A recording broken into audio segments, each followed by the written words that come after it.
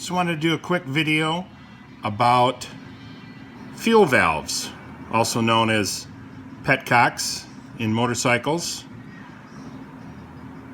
These two fuel valves are supposed to both be for a 1985 Yamaha Virago XV700.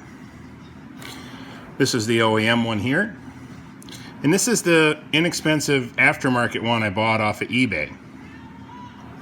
So I picked up a cheap one because I wasn't sure this bike was going to make it. It had a compression issue on the front cylinder. It was down 75 pounds on the front cylinder, 125 pounds on the back cylinder. So that's a pretty big difference between the two of them. I was pretty sure it was stuck rings, and it was, but I needed to get the bike running and kind of sort it out to see if it was, going to be worth putting, any more time into it. So this OEM one is the original one from 1985. This bike had been sitting for a decade, and I could not get anything to flow through it at any point in time. Also, this piece here kind of comes apart, so I didn't want to have a fire. So I bought one of these, this little guy right here. You can see the mounting flanges are pretty much similar. This one's missing the tubes on the original one, but at any rate, I think this was like 12 bucks. So not a big deal. I wanted to see if I could get the bike running, and this would bolt on and at least give me a prime location so that I could put fuel through it and actually be able to ride the bike with this petcock on it. So I figured, let's try it. It's $12.60 shipped to my door. And I bolted it on, and I was able to get the bike to run.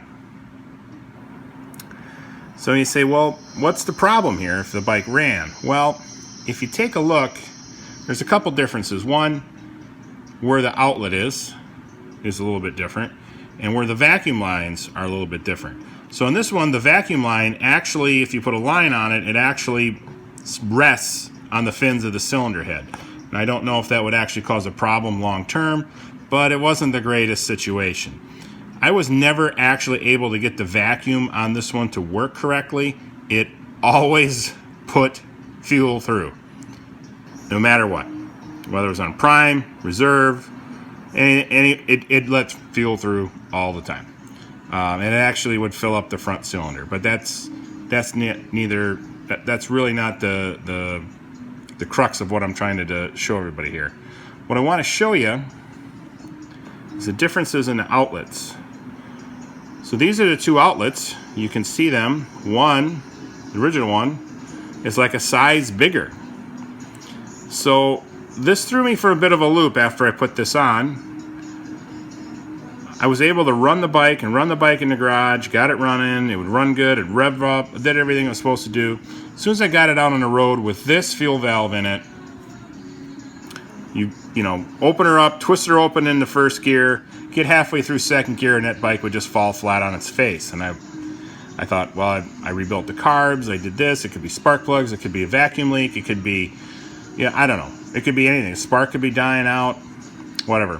What I finally figured out, though, was that this fuel valve, this replacement one, was not able to flow enough fuel to fuel the engine to run it through all its gears.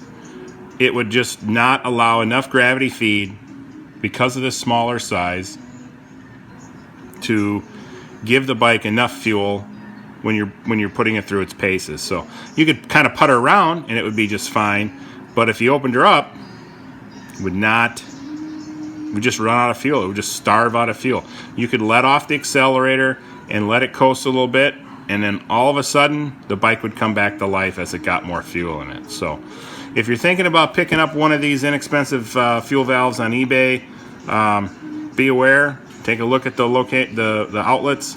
Make sure they're the same size. Make sure that the vacuum ports and the fuel outlets are in the same location. And I'll be honest, this thing, it would not shut off fuel. So take that for what it's worth.